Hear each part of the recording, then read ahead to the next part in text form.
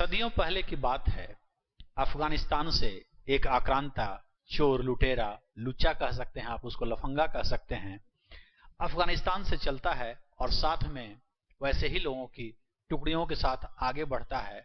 और देखते देखते उसकी टुकड़ी इतनी बड़ी हो जाती है, उसके साथ इतने लोग जुड़ जाते हैं लुचे लफंगे, कि वो भारत में आकर के सोमनाथ मंदिर पे चढ़ाई करता है और उसका विध्वंस कर डालता है। और विध्वंस उसने किया, ये कैसे मान लें, उस समय भी जो हिंदुस्तान के लोग थे कई भागों में विभाजित थे। किसी ने कहा कि वो जो आक्रांता है उससे लड़ने का काम क्षत्रियों का है, किसी ने कहा नहीं, मंदिर की रक्षा तो ब्राह्मण को करनी चाहिए। और बाकी लोग जो एक बड़ी आबादी थी मूक दर्शक बनकर देखते रहे और वो आक्रांता मंदिर को लूटता चला गया, रौंदता चला गया। आज संसद में राहुल गांधी ने जिस तरह से सनातन संस्कृति को लज्जित किया, अपमानित किया, वो कहीं से भी क्षमा योग्य नहीं है। जैसे ही मैंने उस समाचार को सुना मैं तो स्तब्ध सा हो गया। ऐसा लगता नहीं कि अब हम लोग अपने हिंदुस्तान में रहते हैं। वो हिंदुस्तान जो हम लोगों के कण कण में बसता है, हम लोगों के दिलों में बसता है, हमारे ब्लड में घूमता है, उसकी ऐसी घोर बेइज्जती हो रही हो और संसद के सदस्य चुपचाप बैठे हो, कोई कार्रवाई नहीं हो रही हो, ये तो सर्वथा अनुचित है।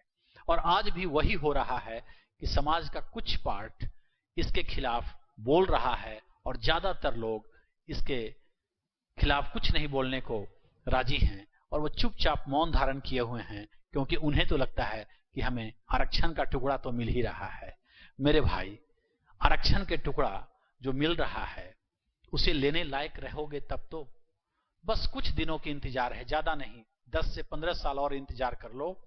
उसके बाद वही फिर से कहानी दोहराई जाएगी, जब हम लोगों का समाज, सनातन समाज विभाजित रहेगा और आक्रांता हम लोगों को यहां से मार के भगाते जाएंगे और हम लोगों को भागने के लिए जमीन नहीं मिलेगी।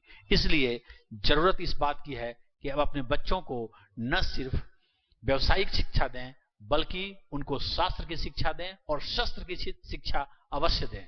शस्त्र चलाना उन्हें अवश्य सिखाएं, क्योंकि समय पड़ने पर उनको अपनी जान बचाने के लिए, अपनी लाज बचाने के लिए वो बहुत जरूरी होगा।